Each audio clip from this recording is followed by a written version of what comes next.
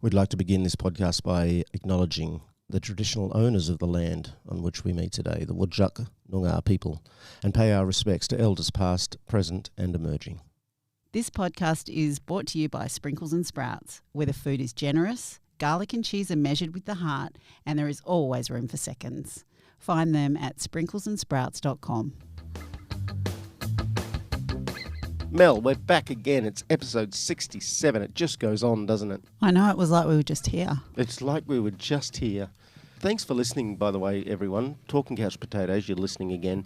The listener base is growing. Multiple countries around the world. Not Ethiopia yet, Mel. We're getting more followers, more listeners. We're getting the word out. And the sad, well, I guess the sad part is that we don't want to exist. This podcast wants to end. So, we're going to try and inform and educate and inspire today, as we always do. Normally we have some updates or some stuff to talk about before our guest, but frankly, listeners, we got nothing. We got nothing. We got nothing. Empty. Just like your empty soul, Mel.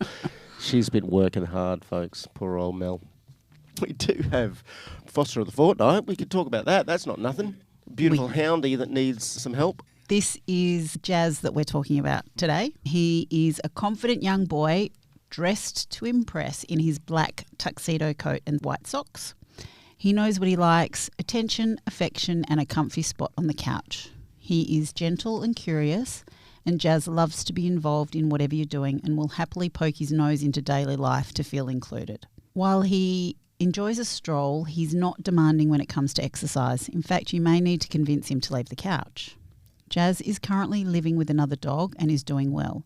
He's also comfortable around energetic teenagers and busier environments, though sudden movements or loud noises can startle him, so he'll appreciate reassurance as he builds confidence.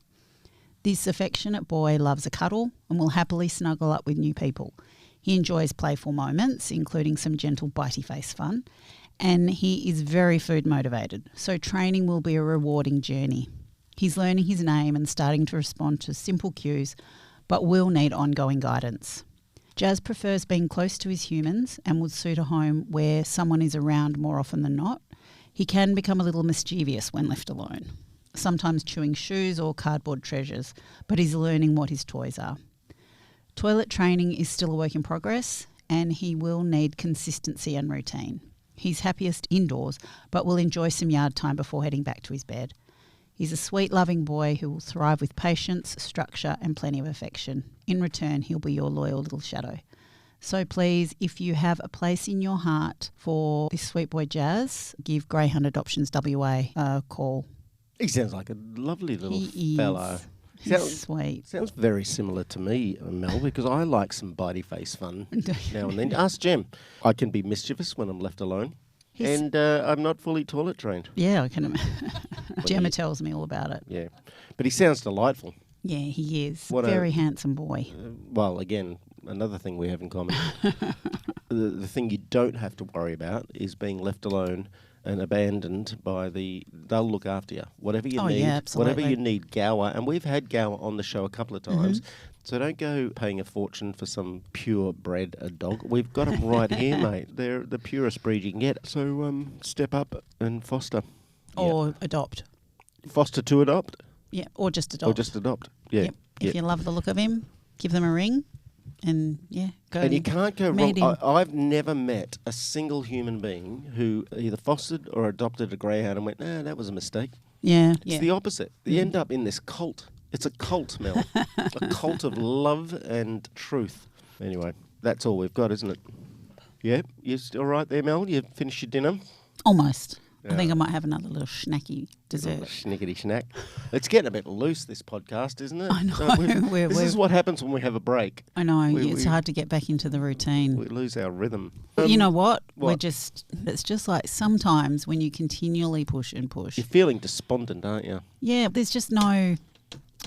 I don't know. I think you'd be surprised, Mel, because Mel's at the forefront of all of this. I don't think many people realise, Mel, I don't want to give too much away, but Mel's got a whole family to run on her own, and it's the fucking Brady Bunch just about without the dad. She works full time. She's doing politics, media, running Free the Hounds. So you're bound to be tired, mate. But your followers, and I know this because I meet a lot of them, think they have energy and they have verve and they have excitement that things will change. Yeah, I know. So let them carry you for a little while. Absolutely. Speaking of people that are doing a lot of work, it was a good segue, wasn't it? Excellent. We've got another incredible guest, all the way from the United States, mate. He's going to call in from whereabouts? Boston. The executive director, no less, of GREY2K USA worldwide. And I know they've been big supporters of around the world of various advocacy groups. They've been great supporters of Free the Hounds. Yep, they sure have. We commissioned a survey with them at the end of last year, the West Australians. The Demos AU one? Yes. Yeah, yes. That was great. Yep. That was fantastic. For those who don't know, check out the website, freethehounds.com.au. It was quite telling, the survey, actually. It was focused on WA, what support there is for this so-called sport. And one of the key things that came out of me was 4% of people strongly support greyhound racing. Yeah, which is nothing. And following on from what Jed made mention of on our last episode, saying that there wasn't this huge divide between country and city folks, we found the same thing with ours. Yeah. And it was across all political parties that the majority of people didn't support it. Yeah. Yeah. So even Mr. Hunter, the people in your area don't necessarily want greyhound racing. It really ties in well with a last episode. If you haven't listened, frankly, I'm disappointed. Go and do it right now. Pause this, go listen to the other one. Jed Goodfellow, because he was speaking about how we need to grab grassroots organisations in Australia to become a big voice, a big Australian voice. GREY2K USA worldwide does that on the next level again. It brings all of these organisations from worldwide together. Yeah, but specifically greyhounds. Yeah. Yep. So this is going to be fascinating for me. Again, I'm glad you're listening, listeners, but frankly, I'm just going to enjoy this one myself.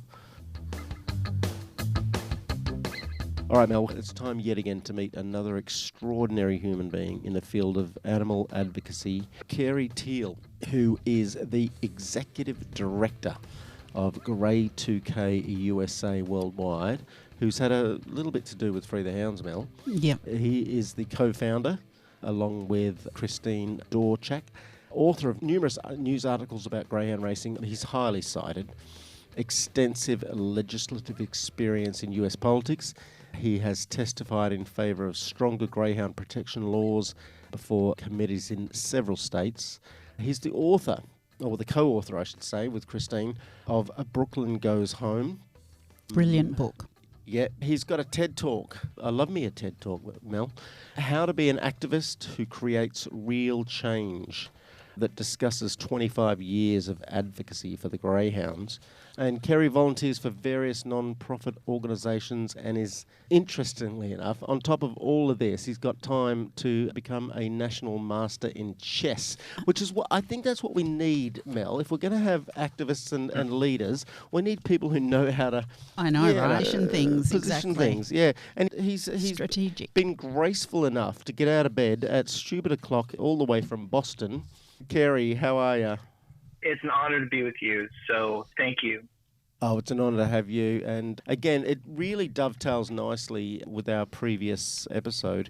We spoke to Dr. Jed Goodfellow from the Australian Alliance for Animals, and we were talking about how important it is for animal advocate groups, especially grassroots groups, to collaborate and get together and combine their power.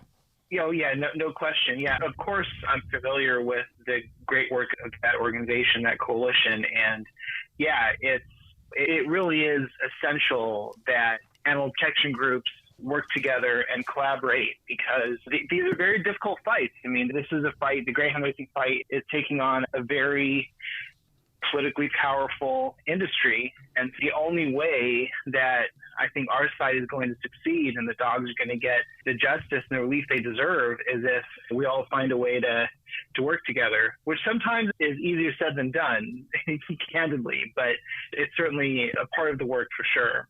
I'm curious, I've always found it particularly pernicious when those who have a common goal find it hard to work together. What's your experience of what makes that hard sometimes?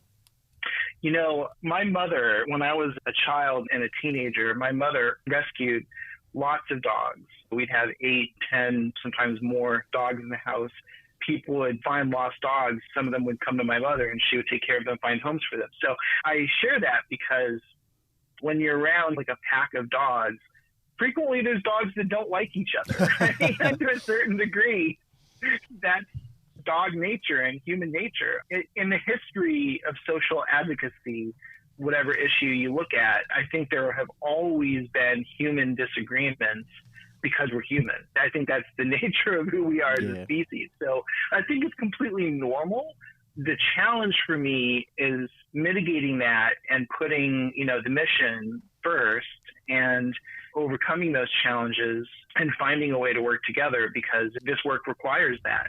And that's not always easy, but certainly it's part of the job for sure. I will say when you're working with a group like Free the Hounds, then it's very easy because Free the Hounds is one of our most favorite groups in the world to collaborate with and work with, not only because you have tremendous leaders like the folks on this call, but also is, always seems to be moving in the right direction. So that certainly makes it a lot easier. 100% resonate with that. Having worked with Mel for a little time now, and Free the Hounds really make sure that they know what they're talking about. And just calling back to what you just mentioned, the importance of us getting along, I wonder if you agree that there's a certain impetus upon activists to get it more right than the other mob do, because they'll catch us up for anything we even get slightly wrong. They'll spin all sorts of spin, and that's okay. But because we're pushing against the grain and pushing back, we almost it's incumbent upon us to get it more right than anyone else. Yeah. Well, look, I think the impetus is on us because we're the ones fighting for change. I mean, what the last 25 years has proven to me is that change still is possible, but it's difficult. It requires years of work and lucky breaks, and it's a huge task. And change is not self-executing. I mean, there's a book that I like very much called Bury the Chains. And the author at the beginning of this book says, if you had stood on a street corner in London in 1750 and handed out flyers about the evil of slavery, a lot of people would have said, well, you might be right, but that will never change. Right. And obviously there's still slavery in some forms, but for the most part, slavery as a legal institution after that moment disappeared in a single lifetime. And if you look at the grand course of history, that's like an eye blink. But the actual process of how that happened was an incredibly difficult struggle. It took decades, and it took losing over and over again. And so I think, and quite frankly, I think it should be hard. It's a beautiful thing that we live in societies that are capable of reforming and changing as we change and grow. But it's a process that's meant to be difficult and probably should be difficult. And like you said, one of the requirements for bringing that change is having a very strong policy basis. That's something that we certainly pride ourselves on. I mean, we're a combination between a modern grassroots organization, a permanent political campaign, and a think tank, and the research piece. To me, the goal is to understand the industry better than it understands itself. And I honestly, the only group in the world that may exceed us in that area, again, not to pump you up too much here, Mel, but is Free the Hounds. When I saw the submission that was submitted for the WA inquiry, it's a PhD thesis.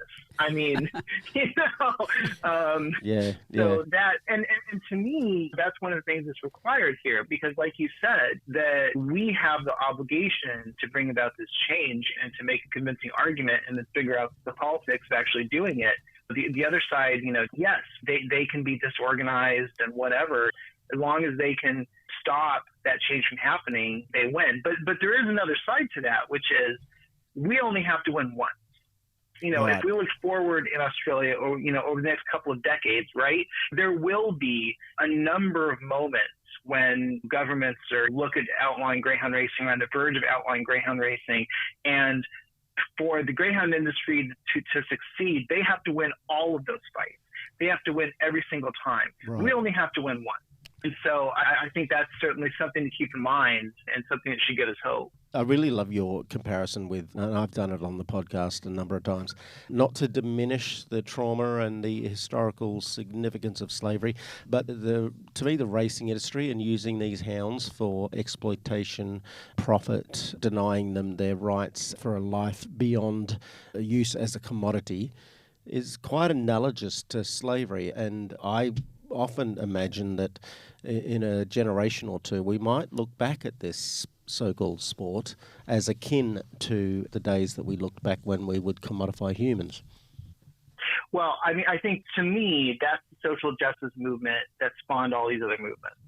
And, this might be a little reductive, but whether it's the fight for gender equality, whether it's the fight for racial equality, whether it's the fight for animal welfare, all of those movements come out of that originally British movement to abolish the slave trade. And I think the thing that came out of it so powerful, understand that at that time, most human beings on the planet were slaves. And the world economy was built on slavery.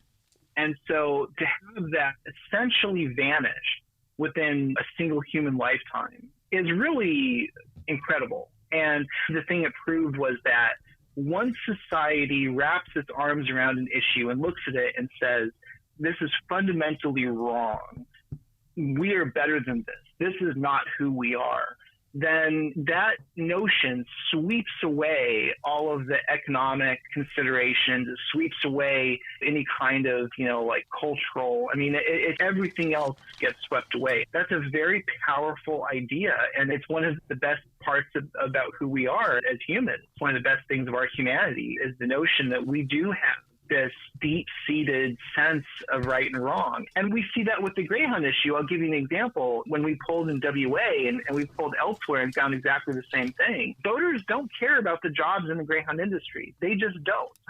The industry uses a talking point all the time and thinks that this is some great argument for them. But when you actually go talk to voters, they're not moved by the jobs in the industry. They're just not.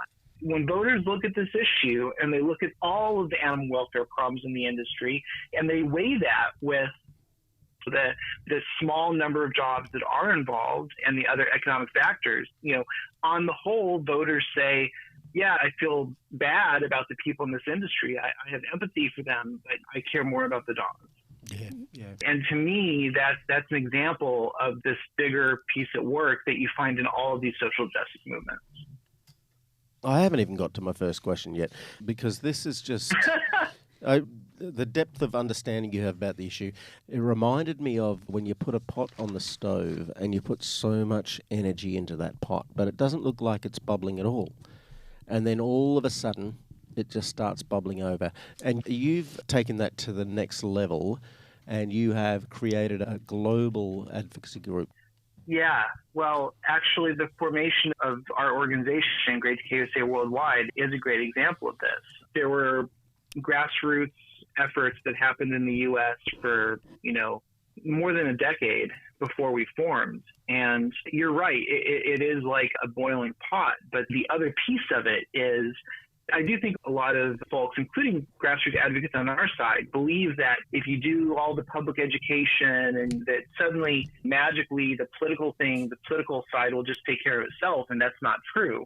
Once you get to the stage where the water is boiling, to continue the analogy, then you have to have the means and the political ability and the skills to go in and fight for and actually bring about that change. And it's not an easy thing to do, again, because this is an incredibly powerful industry. Right. I said at the Greyhound Forum the Animal Rights Forum, that this is the only issue in the animal movement where our side is taking on a politically powerful, culturally relevant, economically significant animal abuse industry, trying to completely abolish it and winning.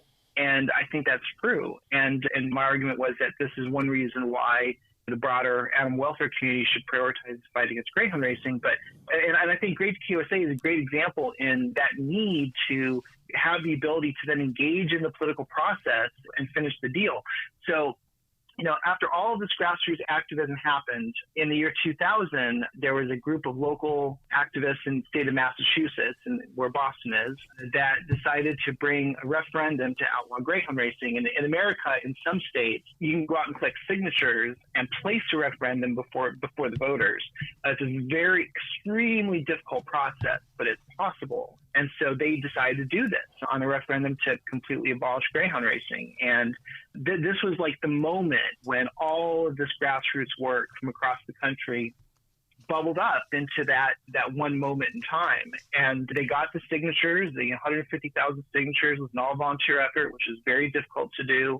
I was a 22-year-old kid in Portland, Oregon, who thought I knew everything. And after they got the signatures, I was asked to come out and be the spokesperson for the campaign.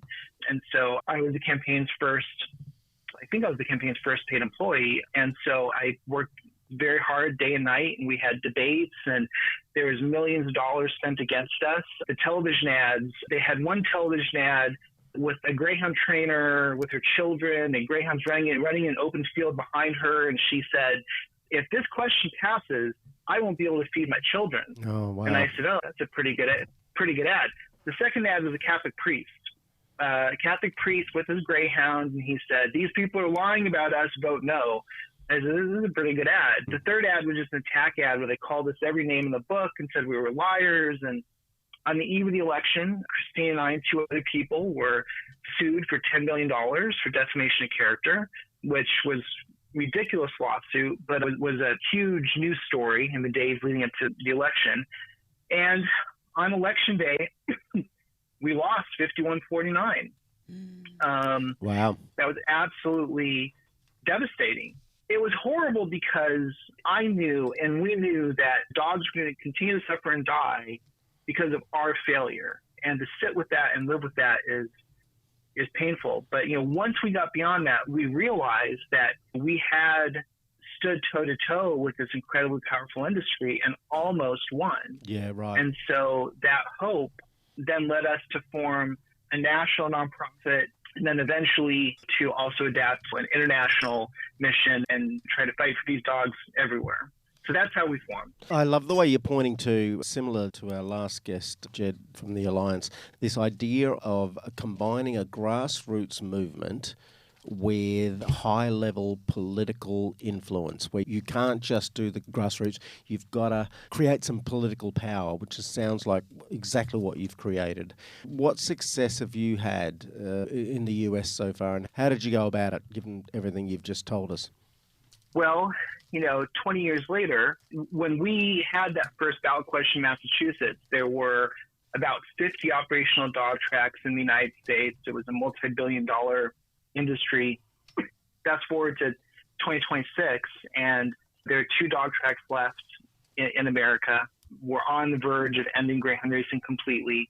And we've seen this movement to help these gentle dogs spread across the world to essentially everywhere now where greyhound racing exists. And we have been very successful. And as for how that happened, that's a long story, but I will just say, mostly we lost a lot. It was 20 plus years of engaging and trying this and trying that and losing again and losing a third time. And then finally the opportunity coming, and we were ready for the moment. And the really huge moment was there was a referendum in the state of Florida, which had 12 operational dog tracks. It was doing, at one point, had done $1 billion a year in business just in the state of Florida. And so that went before voters in 2018. And we ran, I think, a great campaign, really great. I'm very proud of that campaign. And we not only won the referendum vote, we won 69-31. And what was really remarkable was this incredible coalition came together behind that referendum for the Greyhounds that included the most politically progressive members of the state legislature, groups like the League of Women Voters, which is a left-leaning organization, joining with very strong conservative political leaders over here, including members of the Trump family. Wow. It was a coalition that agrees on absolutely nothing else and came together on this issue. That was very powerful. But the one thing that's been interesting after that is That happened in 2018, and we are still, a decade later, fighting to completely close out greyhound racing in the U.S. And the last vestige of the industry here has proven to be remarkably resilient. So that work is ongoing. But you can read, folks can read Brooklyn Goes Home with more detail about what those campaigns look like, because we go into depth in there. But it was just a lot of hard work and a lot of perseverance and a lot of losing. And Carey, you're not doing just work in your own country. I want to ask you how you've been involved in other countries to aid in the closure of racing. I know personally that you've been very supportive of Free the Hounds in WA. I believe, Mel, that they helped support the Demos AU survey that was quite revealing about community sentiments toward greyhound racing. What else have you been up to in the global sphere? Yeah, well, the big international fight that we took on was the fight to close the Canadrome, which was the only legal dog track in China. And we did bring together a coalition to fight that fight. And after 10 long years, we were successful. And 532 dogs were still trapped there. It was, without a doubt, the worst track in the world. It was a death track where every dog that went there died. And personally, for me, one of the dogs, this incredibly sweet, gentle dog named Brooklyn, who had been the face of the campaign, came back and lived with us and spent his last years with us, which was an incredible gift. But the Canadrome fight was the moment when the greyhound advocacy community became an international movement, when a lot of groups came together and made that happen. And so I think as an organization, it showed us that there are some things we can do to be helpful on the international stage. It's challenging because, especially during these times, no one wants the American coming in and telling people what to do. I mean, obviously that. And so when we engage, it's always from the perspective of, is there something that we can bring to this fight, whether it's resources, expertise, whatever? Can we do it in a way that's collaborative with the groups on the ground locally who are fighting this fight? Because to me, this always has to be a local fight. And then the energy is to come in and to add to what's already happening as opposed to something else. We were very involved in the fight to end greyhound racing in Scotland. I would say we were one of the primary groups advocating for that, and I'm very proud of that victory. I think that was very significant. And a little involved in Wales. We're pretty engaged in the UK and have been for many years, and have fantastic allies over there on the ground who are fighting. And then Christine has really gone above and beyond to work on the problem of greyhound racing in Vietnam, which is a potential crisis in the years to come for the greyhound advocacy community. And then Australia, like the American fight, I'm confident that we'll see the end of greyhound racing in America relatively soon, whatever that means. The British fight, Ireland is particularly difficult because there's a relationship between the politicians and the greyhound breeders that is just incredibly strong. Many of the politicians themselves are greyhound breeders, etc. Despite that, I think the UK and Ireland is on a path toward greyhound racing ending. And so when I look across the world, the future of the greyhound fight, without a doubt, is in Australia. And that's what I tell all of our allies around the world, that the most significant fight and the most challenging fight is Australia. And I think the Tasmania debate is so critically important, maybe the most critically important debate for greyhounds in the world right now. And then beyond Tasmania, I think the WA fight is, again, just hugely important. So, for us, anything we can do to be helpful and to be a part of the team on those fights and all of these fights, we try to step in where we can and serve a useful role. That's awesome, Carey. I want to correct you on one thing, though. Australians have no problem with intelligent Americans with guiding us. We have a problem with dumb Americans telling us what to do, and we're fortunate enough to have an intelligent American on right now. That's quite a compliment. Thank you. Yeah. I want to wrap it up. We've gone well over time, and actually I don't think we've had time enough, frankly. I could just listen to you talk all day. But I want to ask you one more thing before we let you go. What do you think Australians can do, and just people in general, people who want to see an end to this archaic, unsustainable, inhumane so-called sport? Can you distill that into a message for our listeners in terms of how they can be better activists? Well, I would say be ready for the long haul. You know, support groups like Free the Hounds and the Coalition for the Protection of Greyhounds and all of the local groups working on this issue.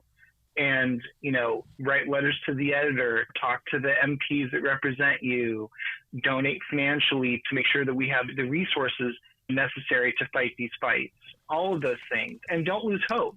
I mean, you know, there's never going to be a Hollywood ending in this Greyhound fight. It's going to be the Tasmania debate for your listeners who are following that closely.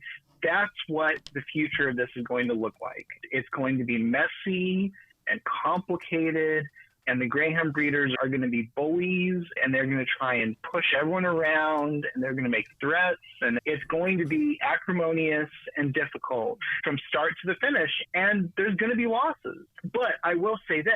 I think the end of Greyhound racing, everywhere in the world, but in Australia in particular, in WA and all of these states, is inevitable.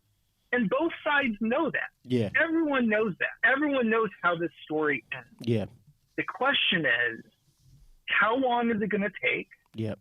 And how many dogs are going to suffer in the meantime? Yeah. That's what we're fighting over. Yeah. Exactly. That's 100% the truth. And that's what hurts me every time. The Tasmanian Parliament recently delayed the vote, and I'm okay, let's delay it, let's make sure we get it right. But every delay, there's dead dogs. Every time we pause on this, and I'm a patient man, I've learned to be patient, but there's blood on the hands of us as a people and Parliament as a member of the representative of the people, and that's an awful note to finish on. Let me say one last thing to finish on, which of course. I would also say that everyone who's working on this issue, make sure you're taking care of yourself, because there is a level of trauma that comes with this, and comes with, you know, the frustration that Mel talks about, knowing this is wrong, knowing the dogs are dying, knowing that the end of this is inevitable, and yet seeing it drag out. And as individuals, we have to find a way to make this sustainable and take care of ourselves and be in this for the long haul, because this is going to be a process, and it's probably not going to happen the way we think. My experience has been that, you know, there's been a lot of times when we've lost when we thought we were going to win, and we won when we thought we were going to lose. And so I would just encourage everyone to take care of themselves and be ready to be in this for the long haul. Very, very wise words. Thank you so much for your time today. It's an honor. Thank you. I'm really grateful for the opportunity to talk to both of you. Mel, would you believe we completely forgot to do our outro? We came down to the pub for a drink post-podcast, and here we are now. Yeah, Carey is really great to listen to, and someone that we kind of got very lost in. So we did. We forgot to do the outro. So listeners, we are at a pub right now, Matt and I, and Gemma's here too. And we've gone, holy shit, we need to do the outro. So yeah, we are going to what, Matt? We are going to have another couple of beverages of pub. We are going to release the Hound. Release the Hounds!